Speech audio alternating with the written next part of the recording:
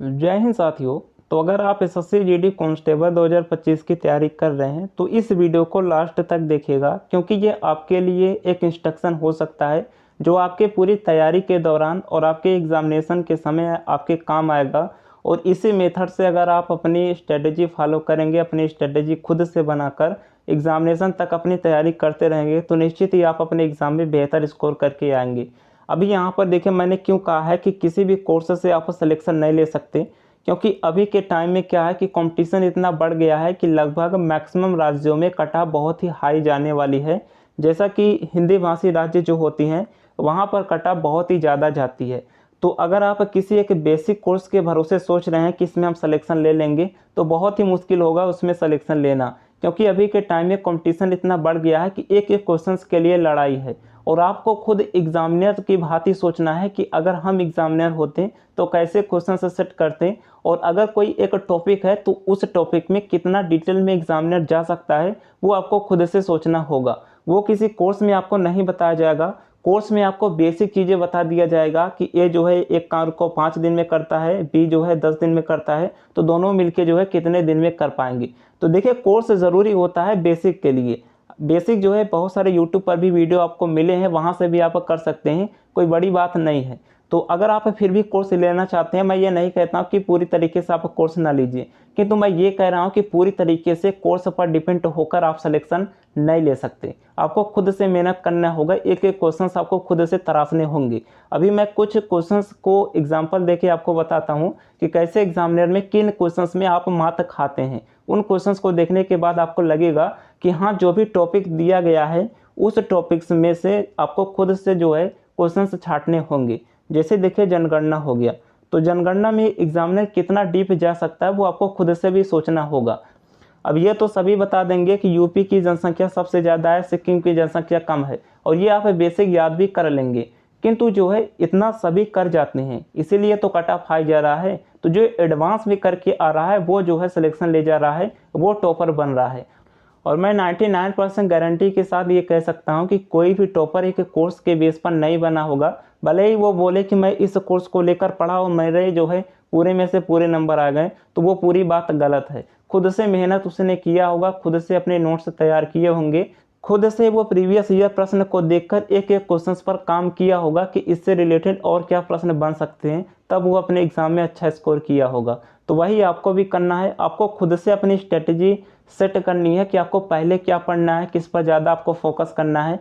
ऐसा नहीं है कि कोई टीचर आपको बता दिया कि ये आप ज़्यादा करिए, ये ऐसा कीजिए, दिन में आप जो है साइंस पर 4 घंटे दीजिए। तो ये सब चीज़ें आपको फॉलो नहीं करनी है। आपको खुद से जो है प्रीवियस ईयर के प्रश्न देखने हैं, अपने सिलेबस को पहचानने हैं, और आपको खुद से डिसाइड करना है कि आपको किस पर ज़्यादा समय देना है, किस पर कम समय देना है, और आपको जो है कैसे पढ़ना है। आपको खुद ये सोचना होगा कि हम इतिहास को कैसे पढ़ेंगे, कौन कौन से टॉपिक पढ़ेंगे, प्रीवियस ईयर में कौन से प्रश्न पूछे गए थे जो कि हर बार रिपीट हो रहे हैं। तो ये आप खुद से सोचेंगे। और देखिए फ्रेंड्स, आपके लिए एक छोटा सा इन्फॉर्मेशन ये है कि अगर आप प्रीवियस ईयर के प्रश्नों को, सभी सब्जेक्ट के प्रीवियस ईयर के प्रश्न टॉपिक वाइज चाहते हैं, जैसे मैथ हो गया तो उसके जो टॉपिक है उसके बाद उसके प्रीवियस ईयर प्रश्न क्यों चाहते हैं, तो उसके लिए अगर आप बुक चाहते हैं तो चक्षु प्रकाशन का बुक आपको मिल जाता है।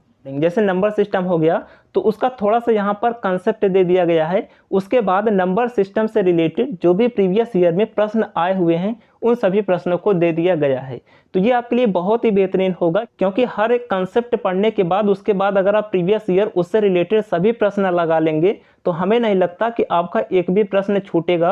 आप हर एक प्रश्न 20 में 20 स्कोर कर पाएंगे। तो ये आपके लिए एक बेहतरीन बुक होगा मैथमेटिक्स के लिए। तो फ्रेंड्स, इसी तरीके से सेक्शन वाइज सबसे पहले कंसेप्ट, उसके बाद उसी से रिलेटेड प्रीवियस ईयर के प्रश्न, चारों सब्जेक्ट का आपको कम्बो बुक मिल जाता है, जिसमें रीजनिंग है, जीएस है, हिंदी है, मैथमेटिक्स है। ये चारों कम्बो बुक भी आप ले सकते हैं, जहां से आप अपनी तैयारी और भी बेहतर कर सकते हैं। तो इसे आप बहुत ही मिनिमम प्राइस पर ले सकते हैं। बाय करने का लिंक आपको वीडियो के डिस्क्रिप्शन बॉक्स में मिल जाएगा, उस पर क्लिक करके आप इसे ऑनलाइन मंगा सकते हैं। तो यहाँ पर देखें, जैसे हमने आपको बताया कि कोई एक टॉपिक हो गया, यहाँ पर मैं प्रीवियस ईयर के कुछ क्वेश्चंस भी आपको दिखाता हूँ। जैसे यहाँ पर देखिए, एक क्वेश्चन है कि 2011-12 जनगणना के अनुसार बिहार की जो है वो गरीबी दर कितनी है। तो इसमें गरीबी दर पूछा है। तो ये आप कहाँ से तैयार करेंगे? हमें नहीं लगता कि किसी बेसिक कोर्स में ये आपको बताया जाएगा। जैसे यहाँ पर देखिए एक और क्वेश्चन है जिसमें कहा गया है कि 2001 के जनगणना के अनुसार कुल साक्षरता दर कितनी थी। तो आप ये कैसे कवर कर पाएंगे? इसमें 2001 की जनगणना पूछा गया है। मैं आपको बहुत सारे इंपॉर्टेंट क्वेश्चंस इसमें दिए गए हैं। अगर आप प्रीवियस ईयर के प्रश्न देखेंगे तो ही आपको ये पता चल पाएगा कि कैसे क्वेश्चंस आपके एग्जाम में पूछे जाते हैं। जैसे यहाँ पर देख सकते हैं SSCC के बारे में पूछा गया है, socio economic and caste census. तो ये जनगणना आपके एग्जाम में पूछा गया है और ऐसा नहीं है कि ये नॉर्मल पूछा गया है, बहुत ही डीप में पूछा गया है। ये सब अभी मैंने एक PDF तैयार किया है, वो मैं आपको दिखाता हूँ।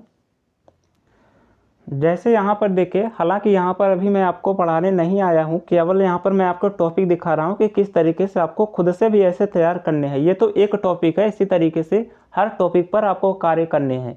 जैसे देखिए जनगणना जो होती है, बेसिक जनगणना तो सभी पढ़ लेते हैं समान, जिसमें सबसे ज़्यादा जनसंख्या कहाँ की है, सबसे ज़्यादा साक्षरता कहाँ की है।